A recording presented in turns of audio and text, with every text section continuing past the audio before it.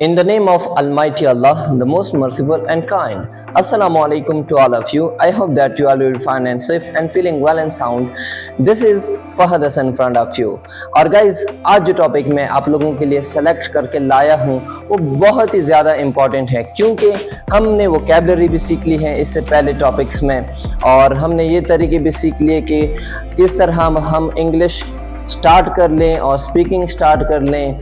और इसके अलावा हमने बुक्स के नेम्स भी सीख लिए कि कौन कौन सी किताबों से हम इंग्लिश सीख सकते हैं, लेकिन हमने वो तरीके नहीं सीखे जिन तरीकों को अप्लाई करके हम इंग्लिश सीख सकते हैं। मीन आप इंग्लिश के लिए आपने हर एक चीज़ सीख ली, लेकिन आपको तरीका नहीं आता कि आप किस तरह से इंग्लिश में बात करेंगे और आप प्रैक्टिस किस तरह से स्टार्ट करेंगे। जो main objective of this session है वो है प्रैक्टिस।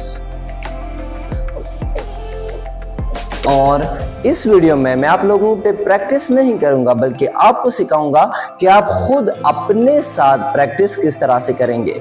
मैं लाया हूं आपके लिए 4 स्टेप्स। उन 4 स्टेप्स को आप अगर अपनी लाइफ में अप्लाई करेंगे और इंग्लिश सीखने के लिए उन 4 स्टेप्स से अच्छे स्टेप्स आपको कहीं भी नहीं मिलेंगे। सो टाइम नहीं ज़ाया करते, let's start. The first step for learning and for doing practice on English is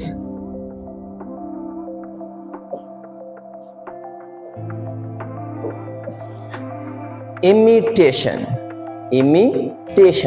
अभी आप में से बहुत से स्टूडेंट्स और बहुत से व्यूअर सोच रहे होंगे कि इमिटेशन का क्या मतलब है। अगर इसके लिए मैं 2 और अल्फाज लिखूं, इमिटेशन को हम रिपीटेशन भी कहते हैं, और इसके अलावा हम इसको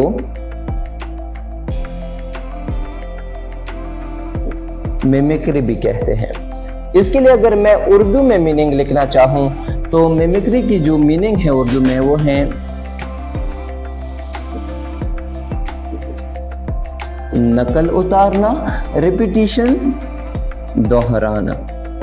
अच्छा, अभी आपने यहाँ पे इससे गलत मतलब नहीं लेना कि रिपीटिशन से यहाँ से मेरा मतलब है कि आप जो है ना उन टर्म्स को बार बार रिपीट करें जो आपने सीखे हैं। नो, मैं आपको सिखाने वाला हूँ इमिटेशन का बहुत ही अच्छा तरीका। आप क्या करें, किसी भी इंग्लिश मूवी को सुनते हैं, किसी भी नेटिव स्पीकर को आप सुनते हैं जो कि इंग्लिश में बात करता है, या आप किसी मूवी में देखते हैं, कोई सीन देखते हैं वगैरह, तो आपने उन सीन को और उस जो नेटिव स्पीकर ने जो बातें की हैं उसको आपने रिपीट करनी है। फॉर एग्जाम्पल, ये है आपका मोबाइल फोन, ठीक है। इस मोबाइल फोन या सेल फोन में आपने क्या किया, एक वीडियो प्ले की है, ठीक है। अभी इस वीडियो में कोई इंग्लिश स्पीकर है, कोई नेटिव स्पीकर है, वो कोई बात कर रहे हैं या वो कोई कोट बयान कर रहे हैं, ठीक है। कोई कॉल वो पढ़ रहे हैं या वो खुद किसी को बता रहे हैं। तो आपने जब उसकी बातें सुन ली, आपने क्या कर दी, यहाँ पे वीडियो आपने स्टॉप कर दी। अभी लेट्स सपोज उसने कहा था कि वंस अपॉन अ टाइम, ठीक है। उसने स्टार्ट में ये जुमला कहा कि वंस अपॉन अ टाइम, तो आपने यहाँ पे वीडियो स्टॉप कर दी और आपने अपने साथ कहा once upon a time, once upon a time. बार बार आपने क्या की, रिपीटिशन की, बार बार आपने मिमिक्री की, यानी उस बंदे की आपने नकल उतारी। This is called imitation and this is the first step for doing practice, right. अच्छा, हम नेक्स्ट स्टेप की तरफ बढ़ते हैं।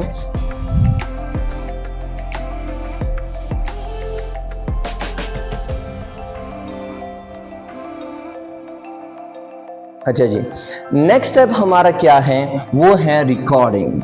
बहुत ही मजे की वीडियो है, बहुत ही मजे का क्लिप है, लेकिन अगर आप इस पे फोकस करेंगे। पहला स्टेप मैंने क्या बता दिया, इमिटेशन। मैं यहाँ पे लिखता भी हूं ताकि लास्ट में आप नोट कर सकें, ठीक है। सेकंड स्टेप जो है वो है रिकॉर्डिंग।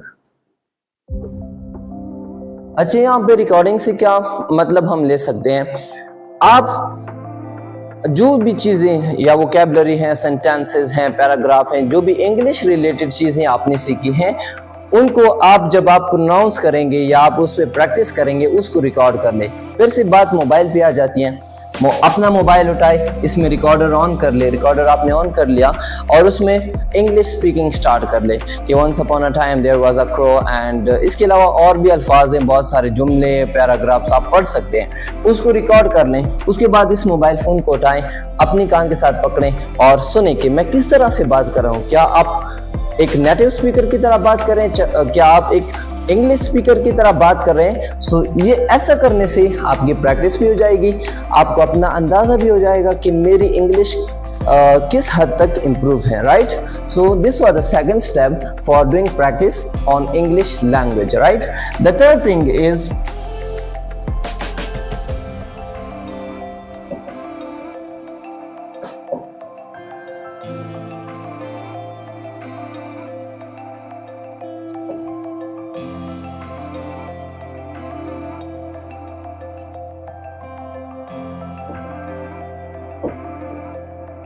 तीसरा जो हमारा स्टेप है वो है स्पीकिंग टू योरसेल्फ, या आप ये भी कह सकते हैं कि सेल्फ टॉकिंग, अपने साथ बातें करना, ठीक है।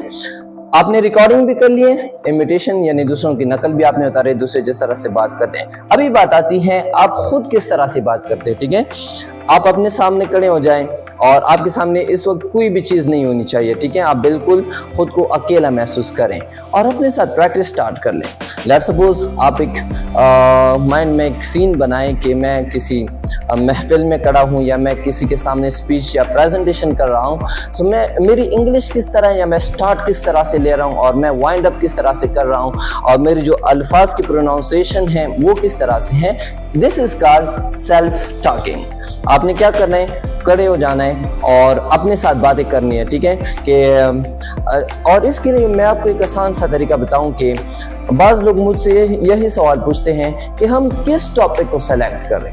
आप किसी भी टॉपिक को सेलेक्ट ना करें, आप जो है ना अपनी सराउंडिंग में देखिए जो जो चीज़ें आपको नज़र आती हैं उन्हीं चीज़ों पे आप डिस्कशन अपने साथ ही स्टार्ट करें। लेट्स सपोज आपके सामने ट्रीज़ हैं, सो आप ट्रीज़ पे इंग्लिश में जुमला बनाएं। परिंदे चहचहा रहे हैं तो आप उन पे इंग्लिश में एक जुमला बनाएं। इसके अलावा कोई लिख रहा है आप उस पर एक जुमला बनाएं, ठीक है। या बारिश हो रही है वगैरह वगैरह, इस तरह के जितने भी आपके सराउंडिंग में जो कुछ भी हो रहा है उस पर आप जुमले बनाएं। This is called self talking. और इसके लिए आपको ये मस्ट नहीं है कि आप किसी भी टॉपिक को सेलेक्ट करेंगे और उस टॉपिक पे बात करेंगे। बस जिस एनवायरनमेंट में आपका दिल चाहे कि आप इंग्लिश में बात शुरू करें, वहाँ सराउंडिंग में नोट कर ले कि जो जो चीज़ें भी सराउंडिंग में मौजूद हैं उस पे इंग्लिश में बातें करना स्टार्ट कर दे। जो लास्ट पॉइंट है वो है बहुत ही ज़्यादा इंपॉर्टेंट है, मैं इसको मिटा देता हूँ। द फर्स्ट वन, अच्छा जी, ये थर्ड है और यहाँ पे मैं लिखने वाला हूँ फोर्थ, जो कि बहुत ही मजे का और बहुत ही इंपॉर्टेंट है। वो है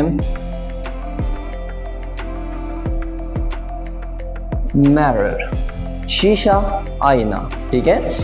आपने क्या करना है, अपने घर में आपका शीशा तो लाजमी होगा ना, शीशे के सामने आपने खड़े हो जाना है और जस्ट कंसीडर करना है कि शीशा जो है ये और लोग हैं और आप जो हैं वो उन लोगों के सामने बातें कर रहे हैं, ठीक है।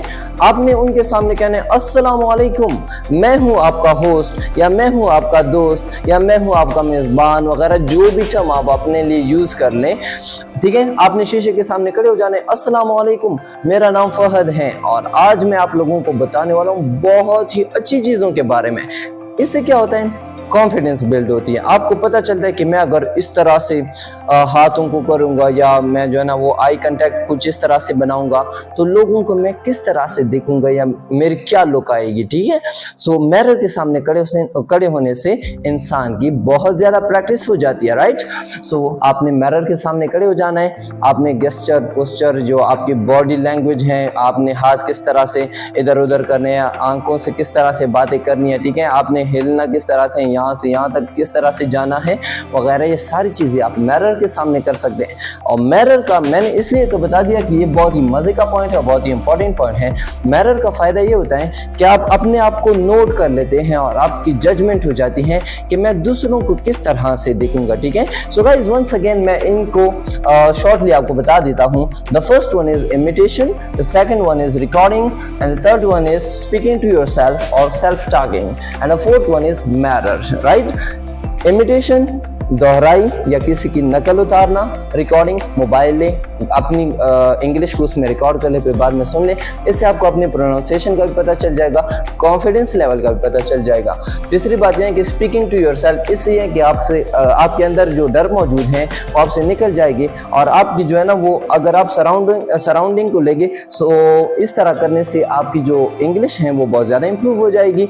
And the last one is mirror के सामने खड़े होने से आपको यही पता चल जाएगा कि लोग मुझे किस तरह से देखेंगे और आपको अपनी जजमेंट हो जाएगी, आप खुद को जज कर लेंगे, right. So these are the 4 steps. ये वो स्टेप्स हैं जो कि इंग्लिश सीखने के लिए भी लाजमी है, लेकिन सीखने से ज़्यादा अगर आप वो तरीके मालूम कर रहे हैं कि जिन के थ्रू आप इंग्लिश पे प्रैक्टिस कर सकते हैं। सो ये 4 तरीके बहुत ही ईजी तरीके हैं, इन्हीं तरीकों को अपनी लाइफ में अप्लाई कर लें और इसी तरह से प्रैक्टिस स्टार्ट कर ले। इंशाल्लाह जल्द अज जल्द आप अपनी इंग्लिश को बहुत ही ज़्यादा इम्प्रूव कर लेंगे। Thank you so much. Allah हाफिज़।